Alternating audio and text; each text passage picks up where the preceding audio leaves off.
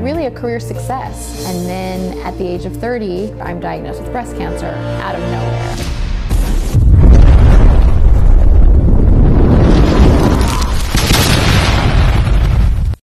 Krista Rodriguez, ang edad na 30 taon ay isang turning point para harapin ang isang pinakamalaking laban ng kanyang buhay. Sabi nga niya na simula pa nung bata ay alam na niya kung ano ang gusto niyang gawin. Ginawa niya ang debut sa Broadway sa edad na 19 na taong gulang. Gumawa siya ng ilang pelikula na nagsimula ang kanyang buhay na talagang narating ang tugatog ng tagumpay ng kanyang karera. Ngunit pagkatapos sa edad ng 30 taon, siya ay na-diagnose na mayroong breast cancer. Ito ang kanyang mga pahayag. I had known exactly what I wanted to do. I made my Broadway debut at 19, had done some television shows and some film and commercials, and my life was starting to add up to really a career success. And then at the age of 30, I'm diagnosed with breast cancer out of nowhere. Ngunit bago siya mamatay sa breast cancer, si Krista Rodriguez ay sumulat.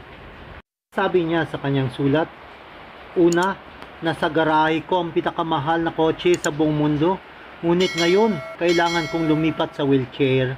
Ikalawa, ang aking bahay ay naglalaman ng lahat ng uri ng mga branded na damit, sapatos at mahalagang bagay, ngunit ngayon ang aking katawan ay nakabalot sa isang maliit na tela na ibinigay ng ospital.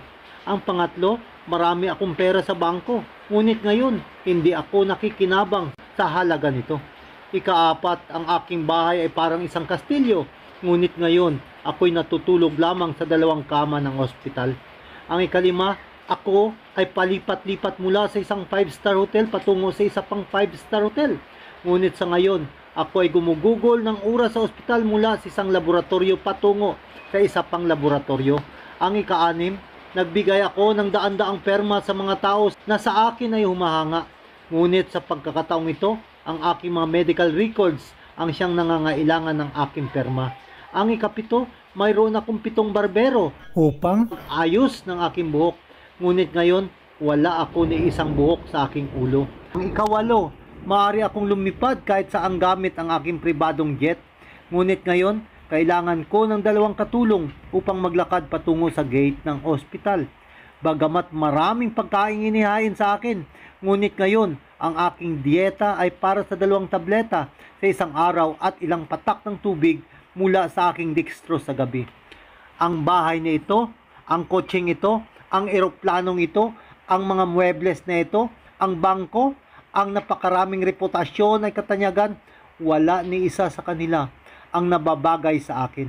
Wala ni isa sa mga ito ang magbibigay kapahingahan sa akin. Sa panahong ito ay walang totoo maliban sa kamatayan.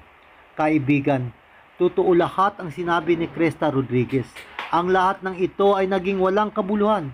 Tanging si Jesus ang nagbibigay sa atin ng tanging pag-asa, lalo na sa panahon na walang kapag-apag-asa. Sabi nga ni Jesus, lumapit kayo sa akin, kayong lahat na nahihirapan at nabibigatan sa inyong mga pasanin, at bibigyan ko kayo ng kapahingahan. Mateo 11, talatang 28. Makamtan mo man ang lahat ng bagay sa mundong ito, kaibigan, ngunit hindi mo kilala si Jesus, lahat ng ito ay pawang walang kabuluhan. Sabi nga sa Ebanghelyo ni Marcos, Kabanata 8, talatang 35, ang sinumang nagnanais na magligtas ng kanyang buhay ay mawawalan nito. Ngunit ang mawalan ng kanyang buhay alang-alang sa akin at sa magandang balita ay magkakamit nito. Sapagkat ano bang mapapala na isang taong makamtan man niya ang buong daigdig, ngunit mapahamak naman ang kanyang sarili. Si Haring Solomon, kaibigan, ay nakamtan niya ang lahat ng bagay sa mundong ito, kayamanan, katalinuhan, kasikatan at lahat ng kalayawan. Ngunit sa uling bahagi ng kanyang buhay ay kanyang naunawaan ang tunay na kung ano ang tunay na kahulugan ng buhay. Ayon sa Ecclesiastes Kabanata 12, talatang 1, alalahanin mo ang iyong manlilika sa panahon ng iyong kabataan bago dumating ang mga araw at taon na puno ng kaguluhan, panahong hindi mo na madama ang tamis ng mabuhay. Talatang 2, Alalahanin mo ang Diyos bago magkubli ang sikat ng araw, bago magdilim ang buwan at mga bituin, bago ka matabunan ng makapal na at madilim na ulap. Sa talatang 3, alalahanin mo siya bago humina ang iyong katawan, bago manghina ang iyong mga bisig, bago mawalan ng lakas ang iyong mga tuhod. Alalahanin mo siya bago mabungi ang iyong mga ngipin, at bago lumabo ang iyong mga mata. Sa talatang 4, alalahanin mo nga siya bago dumating ang panahon na sarado na ang mga pintuan at tumigil na ang tunog ng gilingan, bago dumating ang panahon na madali ka magising sa himig ng mga ibon, o ang tunog ng angwitin ay tuluyan ng tumigil. Sa 5, alalahanin mo siya bago dumating ang panahong katatakutan mong umakyat sa mataas na lugar, bago dumating ang panahong di ka na makakalakad na mag-isa, bago pumuti ang iyong buhok at lipasan ng pagnanasang sumiping sa minamahal. At ito ang kanyang pagtatapos ng kanyang sinabi sa talatang 13, sa kabila ng lahat ng ito, isa lamang ang aking masasabi, matakot ka sa Diyos at sundin mo ang kanyang mga utos, sapagkat ito ang buong katungkulan ng tao. Lahat ng gawin natin, hayag man o lihim, kaibigan, mabuti man ito o masaba, ito lahat ay ipagsusulit natin sa harap ng Panginoon. Kaibigan, ang panahon ay malapit na. Ang mga yabag ng mga tanday atin nang naririnig at ating nakikita ang mga pangyayari sa ating mga kapaligiran. Pakinggan natin ang malakas na tinig ng isang anghel sa Apokalipsis Kabanata 14, talatang 7.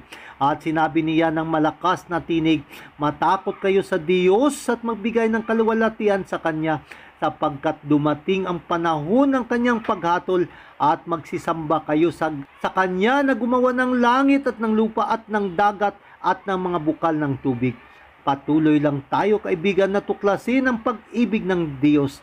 Anuman ang nais mong marating o narating man sa buhay, alalahanin mo ang isang tanging tungkulin ng tao kung bakit nandito tayo sa mundong ito, ay upang tuparin ang buong katungkulan natin para sa Diyos, na matakot tayo sa Kanya at sumunod sa lahat ng Kanyang mga utos.